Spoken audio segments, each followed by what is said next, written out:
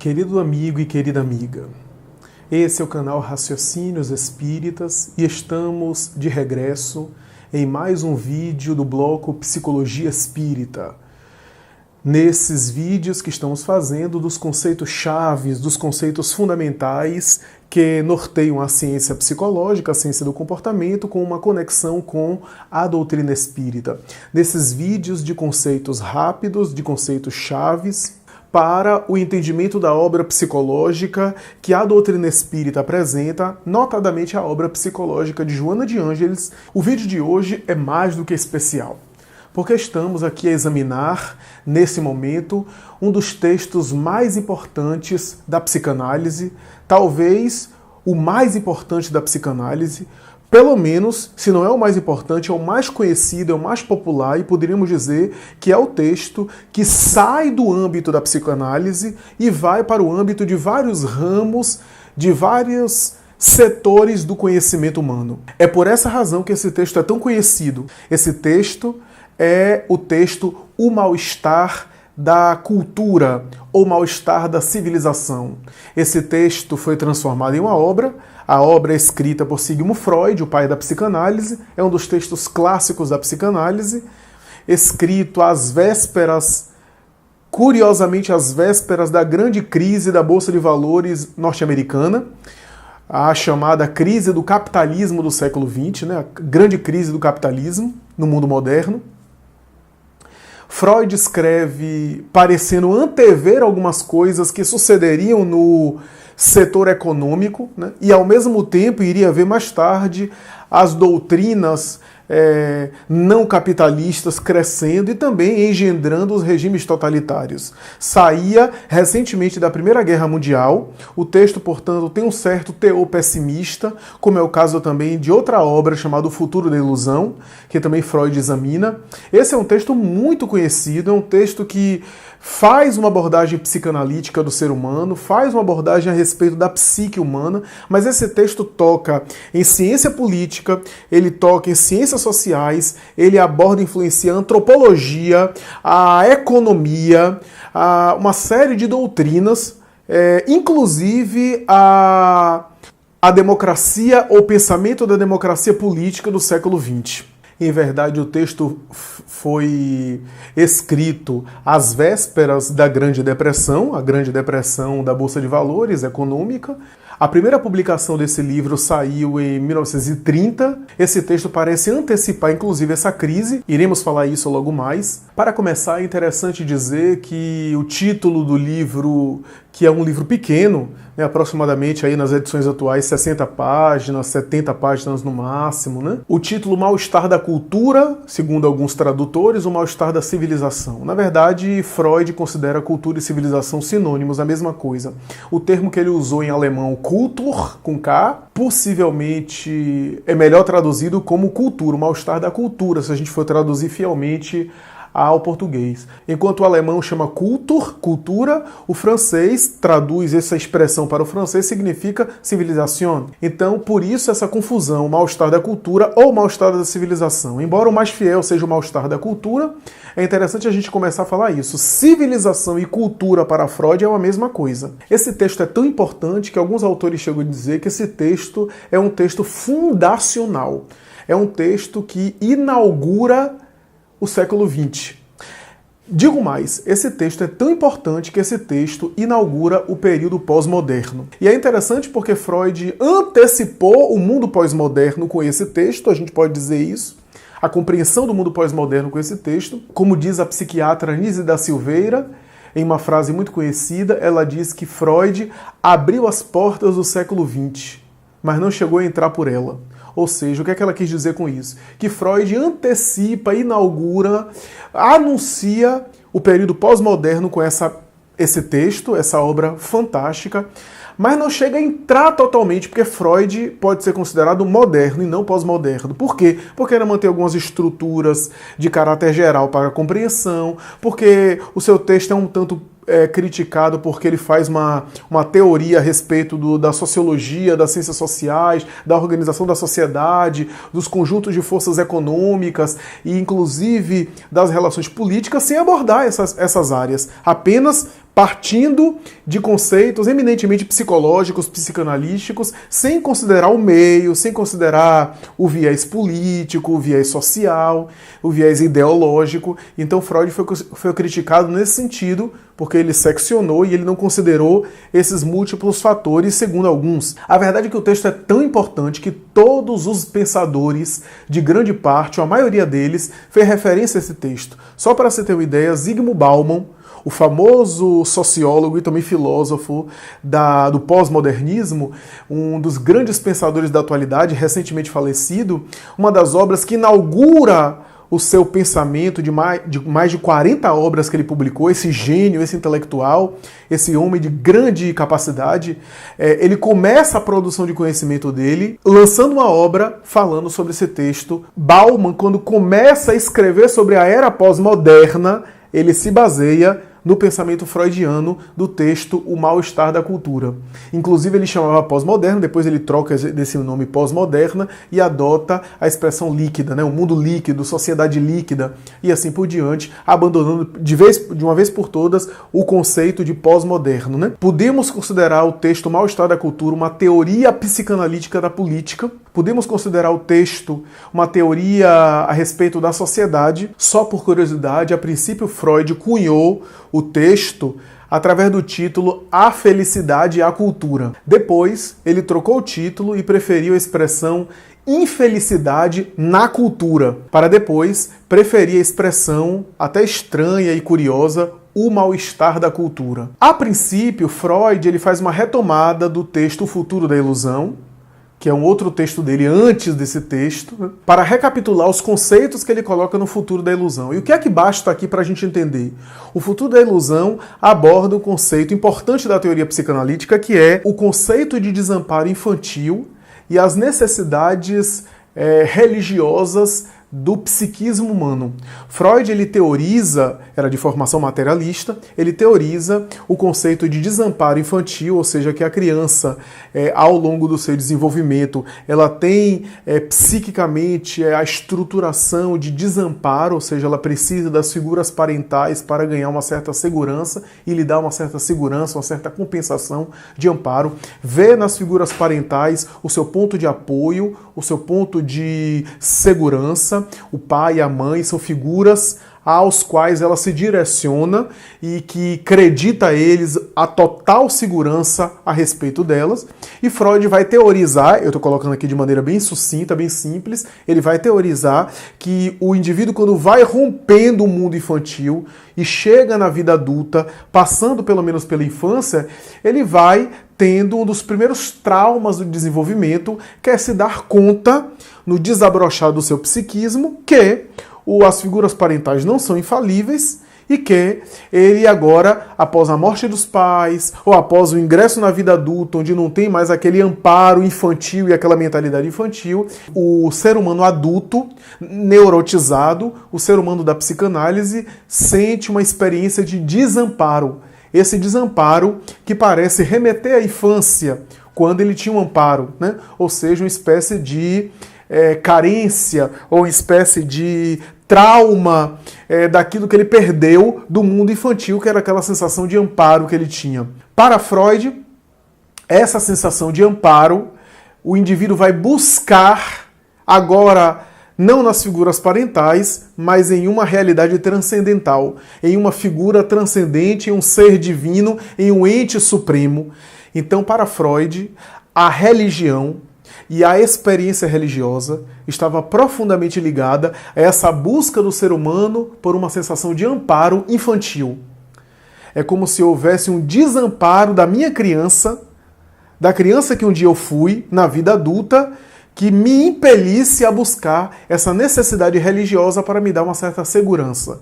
Porque sem a experiência religiosa para dar um amparo, o ser humano adulto é neurótico, tem que lidar com angústia, com a sensação que existe um desamparo e um caos, e que a qualquer momento ele pode ser vítima desse caos, que pode ser destruído, que pode ser ameaçado, que a vida é hostil. É essa mentalidade freudiana. Bom, ainda nessa introdução, temos que dizer e definir o que é cultura no texto freudiano. Lembramos, cultura e civilização são a mesma coisa. Cultura ou civilização para Freud é o conjunto de operações que distancia o ser humano dos animais. Isto é, que impele o ser humano para se afastar àquela experiência in natura, aquela experiência primitiva dos irracionais, fazendo com que o ser humano se proteja da natureza e elabore racionalmente uma série de mecanismos para que possa ficar seguro e protegido diante da natureza. O animal, ele opera através do instinto de conservação, mas ele está diante da natureza e está mergulhado e sujeito à natureza. O ser humano, quando começa a raciocinar, começa a estabelecer mecanismos para protegê-lo em relação à natureza, fazer frente à natureza. E para Freud, essa operação que distancia dos animais, que racionaliza o homem, que faz o homem se distanciar da natureza e fazer frente a ela, é isso que ele chama de cultura e de civilização. E uma terceira característica da cultura ou civilização para Freud é a regulação e a normatização dos vínculos. O que é que isso quer dizer? Estabelecimento de regras sociais, de normas com as quais os indivíduos podem se relacionar reciprocamente. Porque no mundo animal não há regras estabelecidas. Os animais operam num estado de completo instinto naturalmente. E o homem primitivo também. À medida que ele vai saindo desse estado primitivo e ele vai criando a chamada cultura, portanto, se protegendo dos animais, portanto, se distanciando dos animais, se protegendo da natureza e estabelecendo normas e regras para suas relações, isso é cultura, isso é civilização. E agora entramos no conceito básico do texto freudiano. O que é que Freud e o seu texto Mal-Estar da Cultura vão considerar? Vão considerar que a civilização, para ter sido construída, a cultura, para ter sido produzida, a origem da cultura e da civilização só foi possível porque houve uma renúncia do instinto. Ou, para me utilizar a expressão mais direta freudiana, houve uma renúncia do sexo, houve uma renúncia da libido, porque na visão freudiana, a libido é uma energia do sexo que faz o ser humano buscar a experiência sensorial de uma maneira abrangente. Sexo para Freud não era apenas o vínculo de coabitação carnal, mas estaria operando no psiquismo das pessoas, ou da pessoa humana, de maneira geral e bastante abrangente e bastante profunda. Ou seja, para a mentalidade freudiana, foi necessário abdicar dos instintos espontâneos, aquilo que tem mais de espontâneo na criatura, que são seus instintos, o seu desejo, era necessário renunciar ao desejo para produzir cultura. Por quê? Para regular os vínculos, para estabelecer regras e normas nas relações humanas, é necessário renunciar a uma certa dose do instinto. Porque à medida em que eu me relaciono com o outro, para ter um certo espaço e respeitar o espaço do outro, foi necessário que eu abdicasse de parte, de parcela, de certo aspecto dos meus instintos. Porque se eu agisse de maneira instintiva, isso seria incompatível com a vida em sociedade.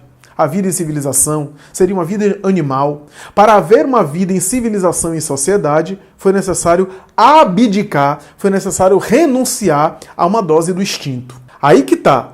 Só que essa renúncia gerou uma tensão do sujeito para com o outro, para com a sociedade, para com o poder público, para com o Estado, para com as relações à sua volta. E essa tensão é a dinâmica do homem na sociedade. Essa é a visão de homem para Freud. O homem que está em tensão dos seus impulsos, como dizia Freud, das suas pulsões de vida, com relação às normas sociais, porque foi necessário isso para viver em civilização, para viver em cultura. Ora, essa tensão, fruto de um certo sufocamento, de uma certa repressão dos instintos, gerou aquilo que Freud chama de mal-estar. Ou seja, para produzir cultura, para produzir inteligência, para produzir conhecimento, para produzir vida social, para produzir civilização, foi necessário também, como efeito colateral, um certo mal-estar. Para produzir cultura e sociedade, foi necessário um trauma. E Freud vai recorrer, inclusive, à experiência no texto do bebê. vai inclusive se utilizar de um conceito que é muito interessante em algumas religiões orientais, um amigo seu que passou esse conceito, que ele chama de sentimento oceânico, essa ideia de que a gente está ligado a um todo, né, a um coletivo, que a gente está unificado a um todo e que dá uma sensação de amparo. Freud vai especular que essa sensação, essa experiência é típica da criança. Por quê? Porque a criança, naquela fase inicial, naquela fase pós-parto, ela acha que todo o universo é ela. Ela tem uma sensação de que todas as coisas ao seu redor são extensões dela mesma, que são consequência dela mesma. A mãe é um pedaço dela, da criança. Daí, Freud vai dizer que quando a criança começa a perceber que o peito materno, que o seio materno, onde ela mama, é uma outra coisa que não é ela, ela vai começar a construir o seu ego. É a partir desse momento que o ego, que a noção de eu, vai ser construído. Por quê? Porque ela começa a perceber que o seio é outro, é o outro, não é ela. Que a mãe é um outro. E começa a ver aí a criação e a produção dessa linha que separa o eu do outro. Surgiria, portanto, o conceito de alteridade. Essa é a ideia da alteridade. E, ao mesmo tempo, a ideia de individuação. Eu vou falar de maneira mais específica em outro vídeo sobre individuação, até porque falaremos na visão junguiana, mas o termo individuação aqui não deve ser entendido na visão junguiana. Individuação é esse conceito de se tornar indivíduo, de se tornar eu, né? Da produção de um conceito do ego, ou seja, a noção de identidade pessoal. A criança nasce nessa visão de maneira coletiva e caminha para a individuação, ou seja, para a produção do psiquismo individual, ou seja, para a construção do sujeito, né, enquanto pessoa humana. E a criança vai passar a perceber isso quando, por exemplo, ela suga o peito da mãe e não tem mais leite. Ou quando ela quer se amamentar e percebe que não é imediatamente atendida, veja que é na necessidade, portanto, na renúncia de um instinto, na renúncia de um desejo, né? Quando a mãe não está disponível, quando ela chora por uma comida e a mãe não aparece imediatamente, começa a haver uma cisão, um rompimento entre o mundo exterior e ela.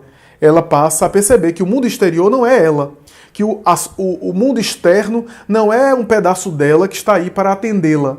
Ela passa, portanto, a ter o trauma, o primeiro trauma infantil, que gera a construção do ego, que é essa ideia da separação entre eu e o outro, entre espaço privado e espaço público. Veja que coisa interessante. Por isso que esse texto é fantástico, porque tem a ver com desenvolvimento humano, bebê, criança, adulto, mas tem a ver também com evolução antropológica, homem primitivo, homem... Do ponto de vista antropológico, também temos um momento desse trauma, quando o homem primitivo, que era mais instinto, começa a, por exemplo, olhar o outro, a perceber o outro, tem vontades, tem desejos e, seja por um mecanismo de repressão no local onde ele está inserido, seja por medo, seja por alguma proibição, seja porque ele começa a despertar o raciocínio, seja lá o que for, tem desejos em relação ao outro, desejos aqui não apenas sexual, desejo de maneira geral, mas todo desejo é sexual para a visão freudiana. Então ele tem um impulso da libido, seja na agressividade, seja na posse, seja em qualquer situação, seja no controle. Ele tem um desejo, mas ele reprime o desejo. Quando ele reprime o desejo, quando ele tem vontade de fazer uma coisa, mas ele reprime o desejo, surge a noção de vida interior, de vida emocional. Porque enquanto o homem primitivo age sem pensar, ele reflete externamente os impulsos que vêm na sua mente, ele automaticamente bota para fora todos os impulsos que surgem no seu mundo íntimo, não há essa delimitação entre o espaço externo e o mundo interior, entre o outro e o eu, essa delimitação. No momento em que ele reprime os seus instintos, ele passa a refletir sobre o que ele vai fazer e o que ele não vai fazer. No momento em que ele recalca, que ele sufoca o desejo que vem à tona, ele passa a refletir sobre os seus atos. Surge, portanto, a ideia da reflexão, da vida interior, a ideia da reflexão sobre os próprios atos, né? Então, isso é muito importante, porque parece e Freud especula isso, que da mesma forma que o ser humano foi desenvolvendo essa vida interior e essa repressão dos instintos, paralelamente, quando o indivíduo começa a pensar sobre sua vida emocional, sobre os seus atos, quando ele passa a refletir sobre as suas atitudes, surge a vida interior. Parece para Freud que, paralelamente a isso, parece que isso coincide, socialmente falando, com o desenvolvimento da cultura, da civilização e, por que não dizer, da mesma forma que surge vida interior, surge noção de propriedade privada. Parece que à medida que surge essa experiência, também surge a experiência do capitalismo, já que a noção de propriedade privada é básica no conceito capitalista. Então parece que essas coisas acabaram caminhando mais ou menos que juntas. O aparecimento da vida interior, da reflexão, da vida íntima, portanto, também em paralelo à ideia de propriedade privada, do que é meu, do que é do outro, do que é conquista minha, do que é do outro, do ponto de vista material, com as suas consequências inevitáveis, eu não vou entrar aqui no mérito do capitalismo, com as suas consequências, as suas virtudes, as suas características de meritocracia, as suas características que alguns elogiam e as suas características que alguns criticam em relação à competitividade, às vezes à desigualdade, à injustiça, mas Freud teoriza em relação a isso. Bom, Flávio, mas o que é realmente esse mal-estar? Que mal-estar é esse? Ora, para eu não viver uma vida animal, que é uma vida espontânea, uma vida que a libido predomina, ou seja, o desejo e não a razão, para eu controlar esse impulso e reprimi-lo, surgiu o mal-estar. E qual é o mal-estar? O mal-estar é o efeito desse desejo reprimido que gera neurose e que gera tensão, que gera uma certa tensão, ansiedade. Cultura traumatiza, mas parece que não há outro caminho. Basta ver um filho, por exemplo, para estudar. Como é difícil para o filho estudar. Ele se chateia, ele se aborrece, dói mesmo. Não adianta achar que desenvolvimento de cultura, desenvolvimento de inteligência, desenvolvimento de produção de conhecimento se dá de maneira prazerosa, traumatiza mesmo. Porque na conceituação freudiana, a gente só estuda, a gente só lê e a gente só produz intelectualmente quando a gente não está fazendo sexo ou pensando em sexo. Essa é a ideia, grosso modo, de maneira bem grosseira, de maneira bem direta, a ideia da psicanálise. Esse mal-estar tem a ver com rotina, calendário, horário, tempo, hora marcada, compromissos, rotina. Tudo isso, na visão freudiana, é neurose. É conquista, porque organiza o ser humano, organiza a sociedade, mas isso daí é fruto dessa repressão dos desejos e é neurose. Organizou, trouxe benefícios, mas trouxe um certo mal-estar. E quais são os sintomas? Ou o sintoma? O sintoma é essa tensão. Só que essa tensão do sujeito com o seu meio exterior e com a sociedade geraria ou recalque, trauma, conflito, somatização, inclusive no corpo, doença, né? Adoecimento psíquico, ou para fora na violência. Tanto é que há um texto de Freud que ele explica a questão da guerra como algo inevitável, como se a guerra fosse o copo da humanidade que enche de tanto reprimir e uma hora transborda. Era essa a ideia que ele fazia da guerra. Ele fazia que a humanidade sempre viveu em guerra e a humanidade sempre viveu em ciclos de guerra. Há uma guerra, depois paz, fica um pouco de paz, depois volta a guerra e assim por diante, porque é essa cultura nossa que reprime os nossos desejos e aí aparece na experiência da guerra, já que a experiência da guerra tem a ver com, vou usar a expressão freudiana, a expressão da psicanálise, né?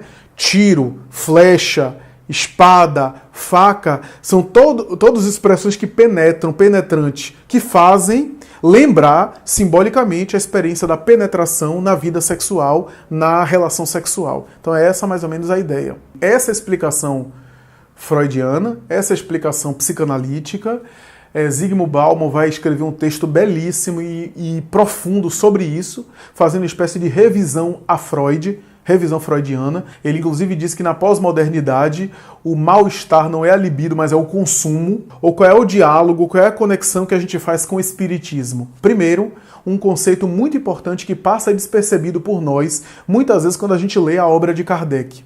Kardec vai dizer nas leis morais e, sobretudo, no capítulo Perfeição Moral, quando ele faz um estudo da psicologia humana de uma forma muito simples, ele vai dizer que há uma natureza animal no ser humano e uma natureza espiritual.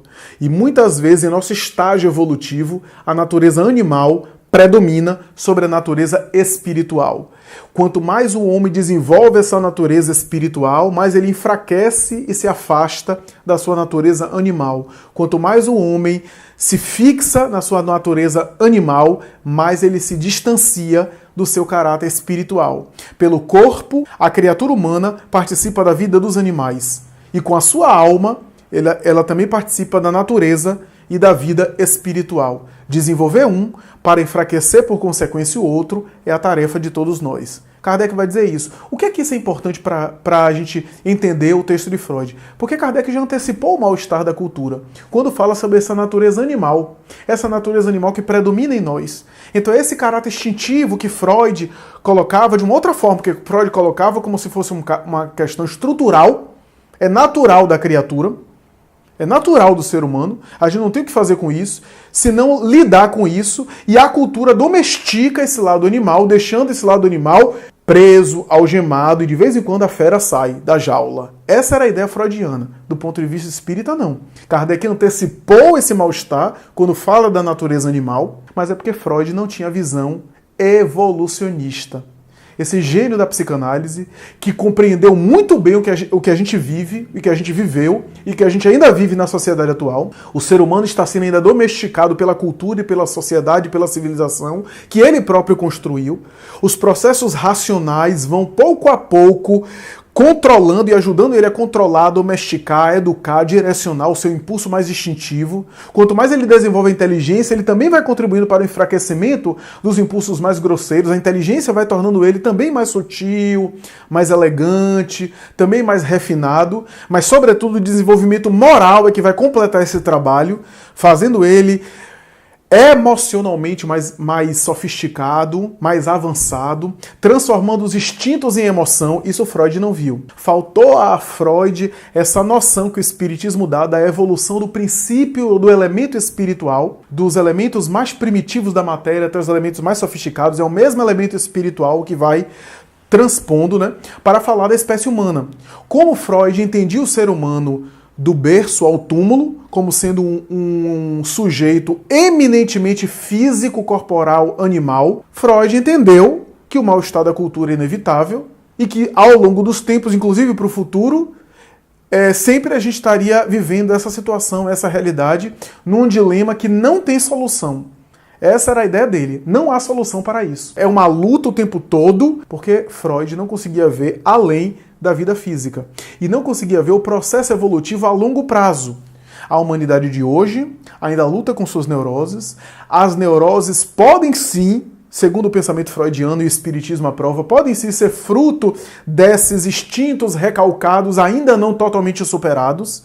A humanidade está avançando. O que Freud viu, em nosso ponto de vista, é legítimo e real. Ele só não viu que isso é parte do processo. Que o trabalho que a gente está vendo hoje e que as neuroses que a gente enfrenta já é o começo de um desenvolvimento psíquico mais sensível e que a administração dos instintos através do recalque é apenas o começo do processo evolutivo, é apenas as partes iniciais do processo evolutivo. Lázaro, o espírito, através de Allan Kardec, vai dizer que no princípio o espírito tem instinto, mais avançado, desenvolve sensações, mais instruído e purificado, desabrocha os sentimentos, e mais adiante dos sentimentos, o amor no sentido mais elevado. Freud não tinha esse conceito, esse sentido evolutivo, muito menos reencarnacionista, para perceber que o homem neurótico de hoje, recalcado, reprimido, que está tentando vencer os instintos mais primários e que, como fruto dessa luta, ele neurotiza, ele somatiza, ele vive o mal-estar da angústia, está desabrochando os sentimentos que no futuro serão superiores. Os sentimentos angustiantes de hoje serão sentimentos amadurecidos e equilibrados de amanhã, futuramente. Freud não percebeu que o ser humano hoje neurótico será o ser humano equilibrado amanhã, porque ele ainda está no início, saindo dos instintos que ainda predominam sobre ele.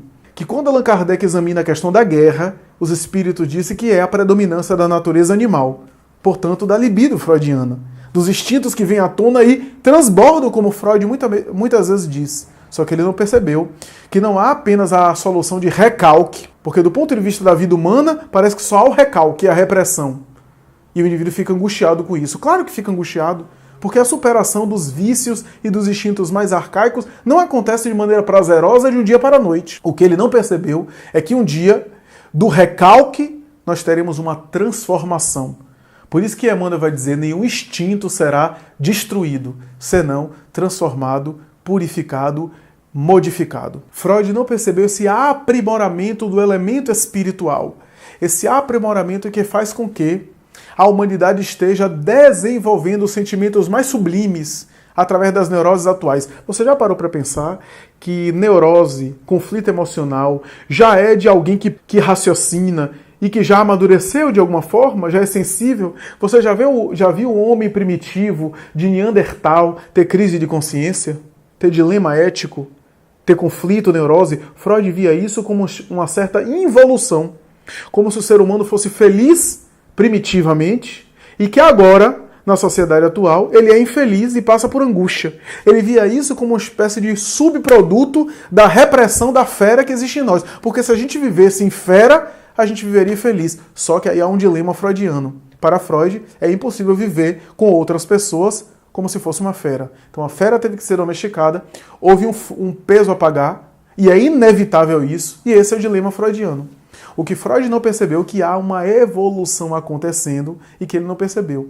Que o ser humano primitivo não é necessariamente feliz, é apenas ainda infantil, imaturo, e por isso vive instinto. À medida que ele vai se desenvolvendo, ele vai reprimindo os instintos e vai tentando transformar, e aí surgem os conflitos, etc. Freud tem razão nos conflitos, só que ele via de maneira pessimista, e o Espiritismo vê como sendo uma parte do processo evolutivo, como sendo um estágio desse desenvolvimento. Porque se o ser primitivo grosseiro não tem esses conflitos, é porque ele ainda não desenvolveu a sensibilidade.